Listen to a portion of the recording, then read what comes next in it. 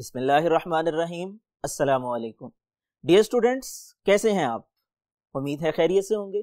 आज हम स्टार्ट करने वाले हैं नेक्स्ट चैप्टर, आपके लिए एक्साइटिंग चैप्टर, नए टॉपिक्स के साथ और नए मौज़ूआत जहां आप बहुत कुछ सीखने वाले हैं। आज का चैप्टर नंबर 6 है। चैप्टर नंबर 6 में एंजाइम्स के बारे में डिटेल डिस्कशन होने वाली है। आइए चैप्टर के इंट्रोडक्शन को समझते हैं और इसके लिए मूव करते हैं व्हाइट बोर्ड की तरफ। डियर स्टूडेंट्स, इंट्रोडक्शन के हवाले से थोड़ी सी डिस्कशन कर लेते हैं। अपने जिस्म पे नजर दोहराइए। आपका जिस्म अल्लाह ताला का बनाया हुआ एक शाहकार है। अल्लाह ताला ने जितने जानदार पैदा किए हैं, हर जानदार अपनी मिसाल आप है। डियर स्टूडेंट्स, हमारे जिस्म में खरबों सेल्स मौजूद हैं और ये सेल क्या है? ये एक अलग दुनिया है। प्रीवियस चैप्टर में हमने इसके बारे में डिस्कस किया कि सेल वो बेसिक यूनिट है जो लिविंग ऑर्गेनिज्म की बॉडी बनाता है। डियर स्टूडेंट्स, इन सेल्स के अंदर एक अलग नई दुनिया आबाद है और हर सेल में बहुत से ऑर्गेनेलीज मौजूद हैं। डियर स्टूडेंट्स, उन ऑर्गेनेलीज में फंक्शंस परफॉर्म होते रहते हैं और ये तसलसल जिंदगी की बका की बुनियाद है। ये ऑर्गेनेलीज अपना काम सरंजाम देते हैं और जब ये अपना काम सरंजाम देते हैं तो सेल का काम मुकम्मल होता है। और जब मुख्तलिफ सेल्स टिश्यू की फॉर्म में ग्रुप बनाते हैं तो टिश्यूज के फंक्शंस परफॉर्म होते हैं। यही टिश्यू जब आपस में मिलते हैं तो ऑर्गन और ऑर्गन सिस्टम्स की बुनियाद डालते हैं और ये ऑर्गन और ऑर्गन सिस्टम मिलके एक इंडिविजुअल की तकमील करते हैं। डियर स्टूडेंट्स, हमारे जिस्म में बेशुमार रिएक्शंस हो रहे हैं, मुसलसल हो रहे हैं।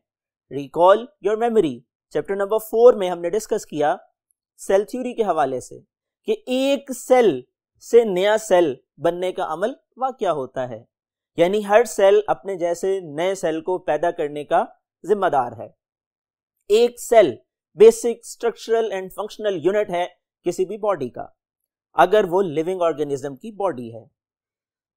स्टूडेंट्स, सेल के अंदर जो मुसलसल फंक्शंस परफॉर्म हो रहे हैं, सेल अपने जैसे नए सेल प्रोड्यूस कर रहा है, इन तमाम कामों के दौरान केमिकल रिएक्शंस इन्वॉल्व होते हैं। वो केमिकल रिएक्शंस मुख्तलिफ किस्म के केमिकल्स के टूटने और बनने की वजह बनते हैं और इन केमिकल रिएक्शन से एनर्जी डिराइव्ड होती है। डियर स्टूडेंट्स, एंजाइम का क्या रोल है इस तमाम काम में?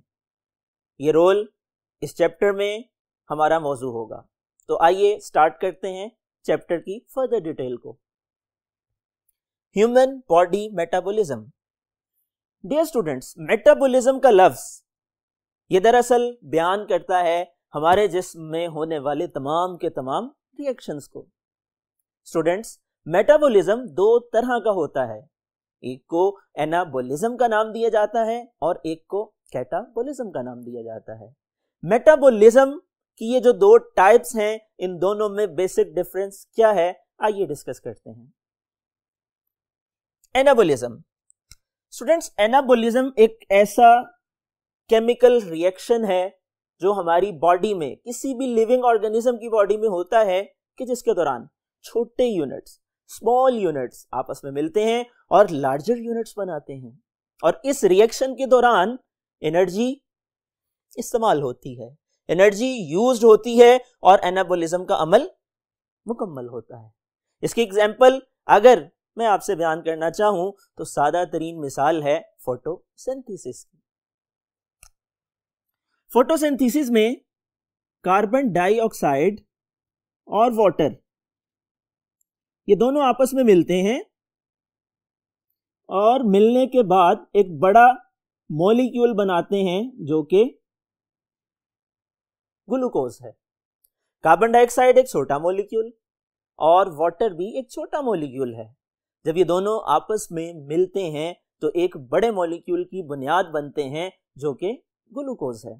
डियर स्टूडेंट्स, इसके बाद दूसरी टाइप कैटाबॉलिज्म। कैटाबॉलिज्म किन रिएक्शंस को कहा जाता है, आइए देखते हैं। कैटाबॉलिज्म एक ऐसा केमिकल रिएक्शन है जो ऑर्गेनिजम्स की बॉडी में होता है और इस दौरान में एनर्जी रिलीज्ड होती है। Energy released. Dear students, energy कब रिलीज होती है? जब बड़ा मॉलिक्यूल टूटता है छोटे मॉलिक्यूल्स में, तो इस दौरान में एनर्जी खारिज होती है और ये रिएक्शन कहलाता है कैटाबॉलिज्म। इसकी एग्जांपल अगर हम थोड़ा सा गौर करें तो हमारे जिस्म में वो केमिकल रिएक्शन है कि जिसमें ग्लूकोज का मॉलिक्यूल टूटता है छोटे मॉलिक्यूल में और एनर्जी रिलीज होती है। आइए देखते हैं ये अमल कैसे होता है। C6H12O6। स्टूडेंट्स, ये ग्लूकोज का मॉलिक्यूल है और जब ये टूटता है तो दो छोटे मॉलिक्यूल्स बनाता है और वो क्या है? कार्बन डाइऑक्साइड है और वाटर है।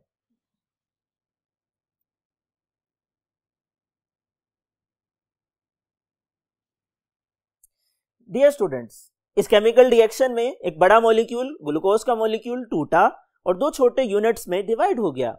वो दो छोटे यूनिट्स कार्बन डाइऑक्साइड और वाटर का मॉलिक्यूल है। इस दौरान में एनर्जी रिलीज होती है और ये कैटाबॉलिज्म की एग्जांपल है। स्टूडेंट्स, हम यहां पर इन दो पॉइंट्स को यूं एलेबोरेट कर सकते हैं। फोटोसिंथेसिस,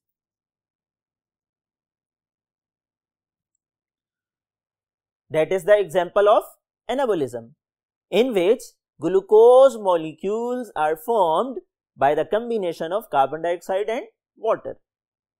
ग्लूकोज का मॉलिक्यूल एक बड़ा मॉलिक्यूल है, दो छोटे मॉलिक्यूल कार्बन डाइऑक्साइड और वाटर के मिलने से बनता है, तो हम इसको एनाबोलिज्म की एग्जांपल डिक्लेयर कर सकते हैं। और number 2, respiration.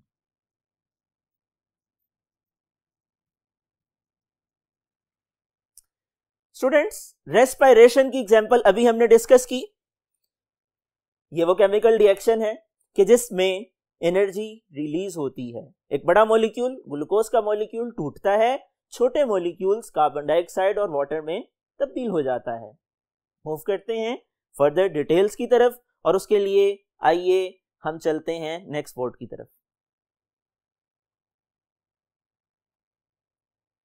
Dear students, further detail क्या है? एंजाइम। एंजाइम किसको कहा जाता है? अपने जहन पे थोड़ा सा जोर दीजिए, थोड़ा सा सोचने की कोशिश कीजिए। आप लोगों ने एक वर्ड सुना होगा, पढ़ा होगा कैटलिस्ट के बारे में। केमिस्ट्री में कैटलिस्ट की टर्म इस्तेमाल होती है और कैटलिस्ट वो केमिकल कहलाता है कि जो केमिकल रिएक्शन में ज्यादातर एरो के ऊपर लिखा जाता है। स्टूडेंट्स, ये केमिकल रिएक्शन दरअसल किसी भी कैटलिस्ट की बुनियाद पर होता है जिसमें कैटलिस्ट को मेंशन किया गया हो। कैटलिस्ट दरअसल वो केमिकल स्पीशी है जो केमिकल रिएक्शन को स्पीड अप कर देती है। स्पीड अप होने के नतीजे में वो केमिकल रिएक्शन मुकम्मल हो पाता है। तो एंजाइम क्या है? एंजाइम ऐसी केमिकल स्पीशी को, ऐसे कैटलिस्ट को कहा जाता है जो लिविंग ऑर्गेनिज्म की बॉडी में मौजूद केमिकल रिएक्शंस को स्पीड अप करते हैं। इसकी डेफिनेशन हम इस तरह से लिख सकते हैं। Proteins that catalyse. कैटलाइज का मतलब क्या है? कैटलाइज का मतलब स्पीड अप करना है। Proteins that catalyze means speed up biochemical reactions and are not changed during reaction. These are called enzymes.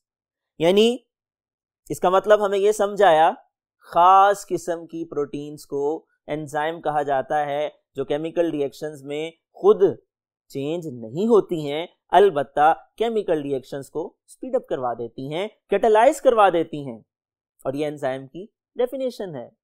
Dear students, यहां पर मेटाबॉलिज्म का जो कंसेप्ट है, इसको समझने के लिए एक इंटरेस्टिंग इंफॉर्मेशन है जो मैं आपसे शेयर करना चाहूंगा। मेटाबॉलिज्म लफ्ज का मतलब चेंज है। Metabolism means change. जी स्टूडेंट्स, मेटाबॉलिज्म का लफ्जी मतलब तब्दीली है, चेंज है, और इसका तसव्वुर सबसे पहले एक मुसलमान साइंसदान ने दिया जिसका नाम था इब्ने नफीस। इब्ने नफीस का क्या कहना था? इब्ने नफीस stated as the body and its parts are always undergoing changes। इब्ने नफीस का कहना यह था कि किसी भी जानदार के जिस्म में और उसके जिस्म के हिस्सों में मुसलसल तब्दीली आती रहती है। दरअसल ये जो तब्दीलियां आती हैं ये मेटाबॉलिज्म कहलाता है। मेटाबॉलिज्म की डेफिनेशन हम यूं कर सकते हैं, set of all biochemical reactions that are occurring in the body of a living organism. किसी भी जानदार के जिस्म में होने वाले तमाम केमिकल रिएक्शंस का जो मजमुआ है वो मेटाबॉलिज्म कहलाता है। और ये तस्वुर सबसे पहले एक मुसलमान साइंसदान इब्ने नफीस ने दिया। स्टूडेंट्स, फर्दर डिटेल्स क्या है? सबस्ट्रेट एंड प्रोडक्ट्स, ये दो टर्मिनोलॉजीज हैं। स्टूडेंट्स, सबस्ट्रेट से क्या मुराद है? सबस्ट्रेट उस मॉलिक्यूल को कहा जाता है जिसके ऊपर एंजाइम असर अंदाज होता है, यानी वो molecule at which enzyme act वो कहलाता है substrate molecule. Dear students, product किसको कहा जाता है? एंजाइम के असर अंदाज होने के बाद सबस्ट्रेट अपनी शक्ल को बदल लेता है और बदली हुई हालत वो प्रोडक्ट के नाम से जानी जाती है। इसकी डेफिनेशन आप यूं लिख सकते हैं, products, enzyme convert substrate into products. Students, move करते हैं फर्दर डिटेल के लिए नेक्स्ट व्हाइट बोर्ड की तरफ।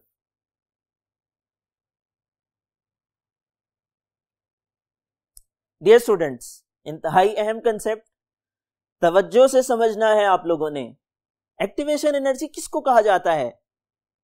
अगर आप इस नाम पर थोड़ा सा गौर करें, दो अल्फाज का मजमुआ है, activation and energy. Activation activate से है और एनर्जी का मतलब आप बखूबी जानते हैं, यानी कोई काम करने की ताकत, सलाहियत। एक्टिवेशन एनर्जी का कंसेप्ट बेसिकली ये है कि किसी भी काम को करने के लिए एनर्जी की जरूरत होती है, बिकॉज किसी भी काम के रास्ते में जो हाइल रुकावटें हैं उनको दूर करना एनर्जी के बगैर मुमकिन नहीं है। मिसाल के तौर पर आपके सामने एक डायग्राम है और इस डायग्राम से मैं कंसेप्ट को क्लियर करने की कोशिश करूंगा। इस डायग्राम पे देखिए, ये एक ऑब्जेक्ट है और इसके रास्ते में ये बैरियर है, एक रुकावट है। कॉमन सेंस की बात है, अगर इस बैरियर को, इस रुकावट को अबूर करना है इस ऑब्जेक्ट ने, तो उसके लिए एनर्जी इस्तेमाल करना होगी। और वो एनर्जी, वो फोर्स जब प्रोवाइड की जाएगी तो वो इस बैरियर को क्रॉस करने में ऑब्जेक्ट की मदद करेगी। जब ये एनर्जी प्रोवाइड कर दी गई, बैरियर क्रॉस हो गया और ऑब्जेक्ट अपनी डेस्टिनेशन पर, अपने पॉइंट पर, अपनी मतलूबा जगह पर पहुंच गया। स्टूडेंट्स, यही एक्टिवेशन एनर्जी का कंसेप्ट है। हमारे जिस्म में जो केमिकल रिएक्शंस हो रहे हैं उनके रास्ते में बैरियर्स हैं, रुकावटें हैं। उन रुकावटों को दूर करने का काम एंजाइम करता है। उन रुकावटों को दूर करने के लिए जिस एनर्जी की जरूरत है वो एक्टिवेशन एनर्जी है। इसकी डेफिनेशन क्यों की जा सकती है? Minimum energy required to start a biochemical reaction. वो कम से कम एनर्जी जो किसी बायोकेमिकल रिएक्शन के आगाज के लिए दरकार है वो एक्टिवेशन एनर्जी कहलाती है। एंजाइम का एक्टिवेशन एनर्जी के हवाले से क्या किरदार है, आइए देखते हैं। Enzyme role, lower activation energy. Dear students, enzyme activation energy को मिनिमाइज कर देता है, एक्टिवेशन एनर्जी की जरूरत को कम अज कम कर देता है। और वो कौन से तरीके हैं जिनको इस्तेमाल करके एक एंजाइम एक्टिवेशन एनर्जी को कम करता है? शॉर्ट क्वेश्चन के हवाले से अहम क्वेश्चन है और कंसेप्चुअल क्वेश्चन है, इसको समझ लीजिए। Number 1, alter substrate shape. Dear students, पहला तरीका एक्टिवेशन एनर्जी को कम करने का एंजाइम के पास ये है कि वो सबस्ट्रेट की शक्ल बदल देता है। सबस्ट्रेट किसको कहा जाता है? अभी हमने डिस्कस किया, वो मॉलिक्यूल जिस पर एंजाइम असर अंदाज हो वो सबस्ट्रेट कहलाता है। Number 2, charge distribution on substrate. Substrate चूंकि केमिकल है, एक मॉलिक्यूल है, उसके ऊपर चार्ज की डिस्ट्रीब्यूशन है। एंजाइम बास औकात ये काम भी करता है कि सबस्ट्रेट के ऊपर चार्ज की तरतीब को बदल देता है और इस तरह की तब्दीली लेकर के आता है कि सबस्ट्रेट के लिए रिएक्शन करना आसान हो जाता है। Number 3, orientation of substrate. Enzyme एक और तरीका ये भी इस्तेमाल करता है कि सबस्ट्रेट की डायरेक्शन को इस तरह से बदल देता है कि उनका रिएक्शन करना आसान हो जाता है। स्टूडेंट्स, लेक्चर को वाइंड अप करने के लिए हम मूव करते हैं नेक्स्ट व्हाइट बोर्ड की तरफ। डियर स्टूडेंट्स, इंटरेस्टिंग इंफॉर्मेशन क्या है? Enzymes act as biocatalyst. Enzyme biocatalyst के तौर पर असर अंदाज होते हैं। और बायोकैटलिस्ट क्यों कहा जाता है एंजाइम को? बिकॉज ये कैटलिस्ट का काम तो करते हैं। कैटलिस्ट कोई भी ऐसी केमिकल स्पीशी है जो रिएक्शन को स्पीड अप करवा देती है, कैटलाइज करवा देती है। और बायोकैटलिस्ट का मतलब अगर ये स्पीशी जानदारों के अंदर हेल्पफुल है, फंक्शन परफॉर्म करने में, रिएक्शंस को कैटलाइज करवाने में, केमिकल रिएक्शन की रफ्तार को बढ़ाने में मददगार है, तो इसको हम बायोकैटलिस्ट का नाम दे सकते हैं। और बायोकैटलिस्ट दरअसल एंजाइम ही होते हैं। ज्यादातर एंजाइम बायोकैटलिस्ट का काम करते हैं और एंजाइम प्रोटीन इन नेचर होते हैं। डियर स्टूडेंट्स, ये बेसिक इंट्रोडक्शन था एंजाइम के हवाले से। आज हमने समझने की कोशिश की कि हमारी बॉडी जिसके अंदर डिफरेंट फंक्शंस परफॉर्म हो रहे हैं, मुख्तलिफ सेल्स रिप्रोड्यूस हो रहे हैं, बॉडी ऑर्गन्स में चेंजेस आ रही हैं, यानी मेटाबॉलिज्म हो रहा है, जिसकी 2 टाइप्स हैं, एनाबॉलिज्म और कैटाबॉलिज्म, और इस दौरान में एनर्जी चेंजेस आ रही हैं। इन रिएक्शंस को कंटिन्यू करवाने में एंजाइम का किरदार है। और हमने ये समझा कि एंजाइम जिन केमिकल्स पर असर अंदाज होता है वो सबस्ट्रेट कहलाते हैं। और एंजाइम के असर अंदाज होने के बाद सबस्ट्रेट अपनी शक्ल बदल लेते हैं, प्रोडक्ट में तब्दील हो जाते हैं।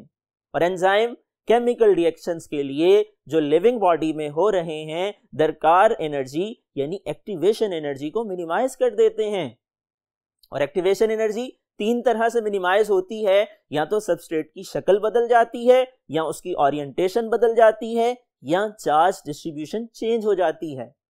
डियर स्टूडेंट्स, यहाँ पर कुछ सवालात हैं, आपने जहन में रखने हैं। शॉर्ट क्वेश्चंस की फॉर्म में पूछे जाते हैं। ऑब्जेक्टिव पॉइंट ऑफ व्यू से क्वेश्चन आ सकता है डिफाइन एंजाइम। आप इसका आंसर इस लेक्चर में से तलाश करके तैयार करके लिख सकते हैं। इसी तरह से शॉर्ट क्वेश्चन आ सकता है enzyme act as biocatalyst, justify the statement, कि एंजाइम बायोकैटलिस्ट के तौर पे असर अंदाज होते हैं, वजाहत करें। उसमें आप लिख सकते हैं enzymes are protein that catalyze biochemical reaction, that is why they act as biocatalyst. Dear students, question पूछा जा सकता है define activation energy. Question आ सकता है how enzyme lower activation energy. इसी तरह से question पूछा जा सकता है substrate और product की definition बयान कीजिए। डियर स्टूडेंट्स, ये सवालात थे जो इम्तिहानात में पूछे जा सकते हैं। आपने इन तमाम सवालात को जहन में रखते हुए ये टॉपिक तैयार करना है। अगले लेक्चर तक के लिए अपना ख्याल रखिएगा। अल्लाह हाफिज़।